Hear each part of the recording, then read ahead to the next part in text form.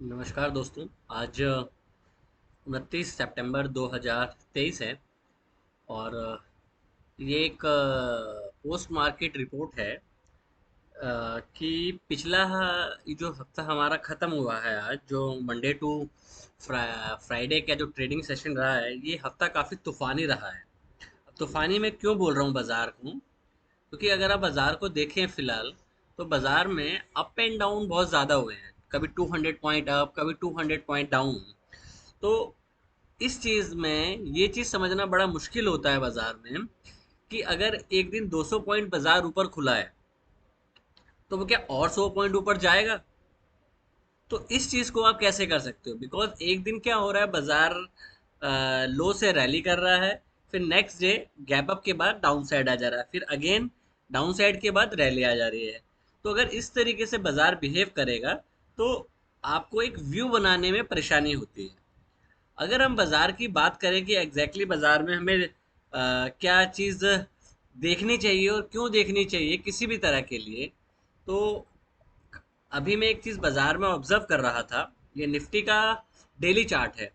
तो आप इसमें एक चीज़ नोट करें कि ये आपके लर्निंग प्रोस्पेक्ट से काफ़ी अच्छी हो सकती है। आप ये देखें कि बाजार ने 1 day, 2 day, 3 day, 4 day, 5 day, 6 day, उसके बाद green bar and again red bar, ये वाली। तो अगर आप इस रेड बार को देखते हैं, तो मोस्टली हम क्या बात करते हैं बाजार में कि अगर ये छोटी छोटी बार्स बन रही हैं ऐसे, और उसके बाद एक बड़ी बार बनती है, तो बड़ी बार जो होती है वो ऑफनली एक प्रॉफिट बुकिंग बार होती है। अब प्रॉफिट बुकिंग बार क्यों होती है? चाहे वो आप डाउन साइड में देख लें, चाहे वो ऐसे बने डाउन साइड में और बड़ी बार बन जाए, तो दैट मीन्स होता है कि यहाँ पे अपने माल से आपको एग्जिट करना चाहिए। अगर आप लॉन्ग हैं तो एग्जिट करना चाहिए, अगर आप शॉर्ट हैं तो आपको एग्जिट करना चाहिए। तो यहाँ पे क्या हुआ बाजार में कल? देखिए, एक चीज़ और मैं आपको बोलना चाहूँगा कि आपको मार्केट के अकॉर्डिंगली अपने व्यू को चेंज करना चाहिए। आप उस स्कूल में ना पढ़े जहाँ पे अपने आप को जस्टिफाई करने की कोशिश करें कि मैंने तो शॉर्ट बोला है तो शॉर्ट ही करना है, या बाय बोला है तो बाय करना है। मैंने आज कोई भी शॉर्ट का ट्रेड नहीं लिया। मैंने आज 3 ट्रेड लिए, 3 4 ट्रेड लिए। एक मैंने टाटा मोटर का ट्रेड लिया जो कि मेरा कैरी है, ऑलमोस्ट काफ़ी अच्छा। अगर अमाउंट देखें तो 17 रुपीज़ के आस 15 रुपीज़ के आसपास वो कॉल ली थी, 20 के 18 19 तक गई थी। आईसीआईसी बैंक की भी मैंने कॉल ली थी और बैंक निफ्टी की कॉल ली थी। बेशक मेरा व्यू बेयरिश था कि बाजार में, बट जब बाजार आप देखो, जो मैंने अभी आपको एक बात समझाई कि अगर बाजार ऐसे ऐसे नीचे आ रहा है छोटी छोटी बार बना के, और नेक्स्ट ऑनवर्ड डे आपको एक बड़ी बिग बार बन जाती है, दैट मीन्स कि यहाँ पे लोगों ने अपना अमाउंट निकाला। ये आपको मैं इसलिए समझा रहा हूँ, मैं ये नहीं कह रहा कि ट्रेंड चेंज हो गया। ट्रेंड आपका चेंज होगा जब बाजार इस पॉइंट से ऊपर ट्रेड करेगा। मतलब 19,800 है, जब तक बाजार नीचे है, हम ये नहीं बोल सकते कि बाजार बाय ऑन डिप हो गया है। आप रेंज डिफाइन कर सकते हो कि आपने आज भी एक देखा जाए तो इनसाइड बार बनाई है। अब इसको आप ये बोलेंगे कि इनसाइड बार बनी तो ये अगले दिन इसका हाई जाएगा तो ऊपर जा सकता है, बिल्कुल जा सकता है। जैसे आप यहाँ पे देखें, ये रेड बार बनी, पहले इसने इसका लो तोड़ा इस बार ने, और उसके बाद हाई ऑफ द डे बंद हो गया। तो बाजार में ये बोलना बड़ा, जिस हिसाब से बाजार चल रहा है, क्योंकि न्यूज़ बेसिस बाजार है, कभी नीचे तो कभी ऊपर, इसमें आपको अगर आज मैं देखूँ तो मैंने आज बैंक निफ्टी में 2 ट्रेड लिए। मेरे दोनों ट्रेड में मेरे को 50-50 पॉइंट्स ऑलमोस्ट इजीली आ रहे थे, 50-60 पॉइंट दोनों में आ रहे थे। बट मैंने वो नहीं लिए दोनों के दोनों, क्योंकि अगर बड़े ट्रेंड के, बड़ी डाउन साइड के बाद, बड़ी बार के बाद अगर फॉलो थ्रू आता है तो वो बड़ा आना चाहिए। आज अगेन एफ ने माल बेचा है, तो अगर एफ को माल बेचना है तो बाजार को ऊपर ले जाएंगे। ऐसा नहीं हो सकता कि बाजार को अगर एफ को सेलिंग करनी है तो वो लार्ज कैप पे सेलिंग कर रहे हैं।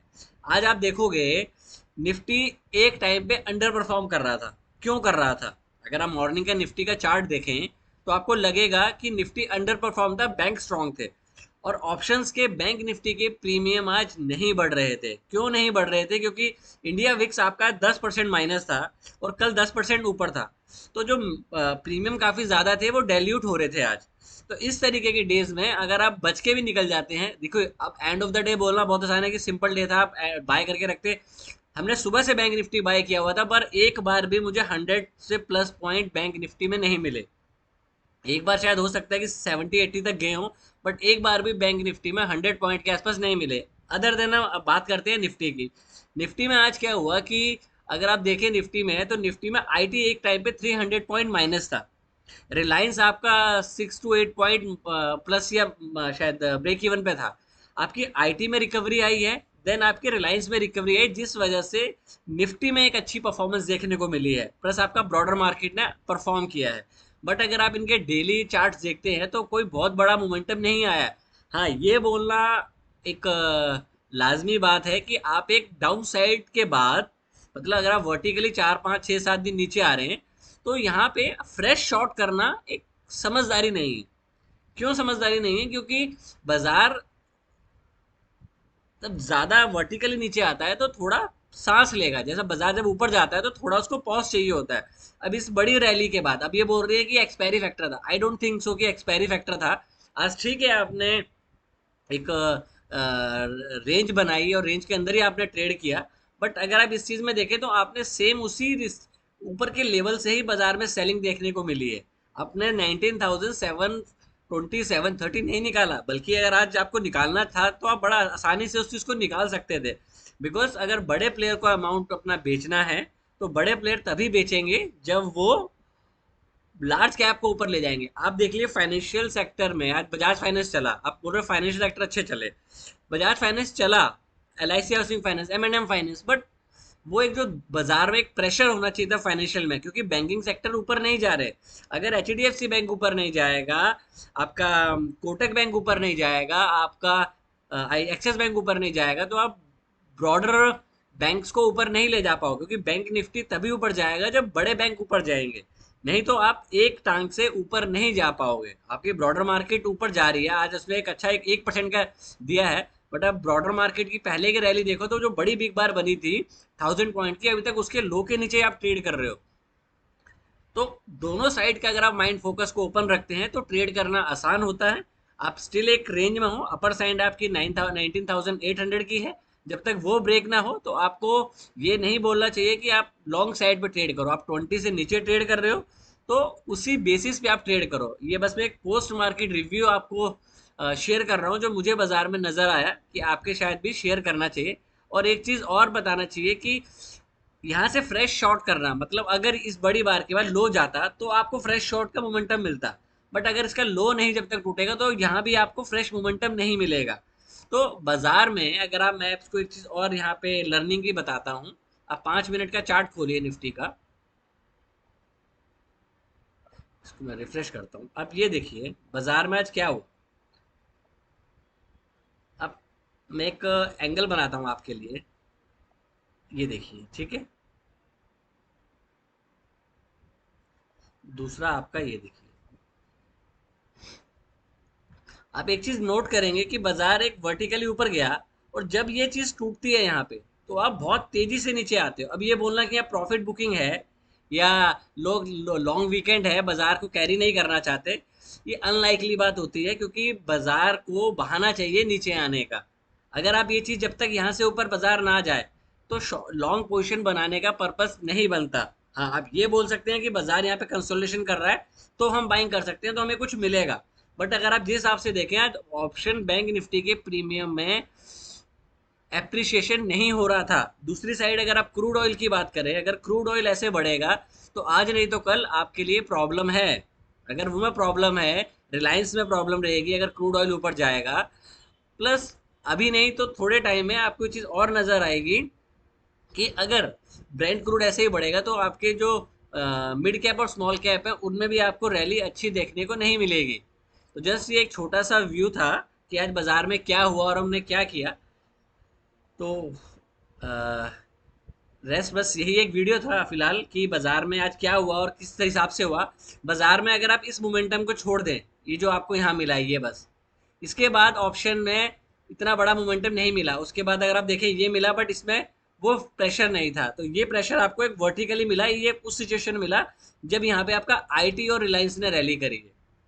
तो इसी टाइम पे आप बैंक निफ्टी देखो, तो बैंक निफ्टी की इन द मनी की कॉल में मोमेंटम नहीं आ रहा था। 230 की कॉल मैक्स, 320 की कॉल 380 तक गई है, 390 तक, मतलब मुझे 70 पॉइंट्स मिल रहे हैं।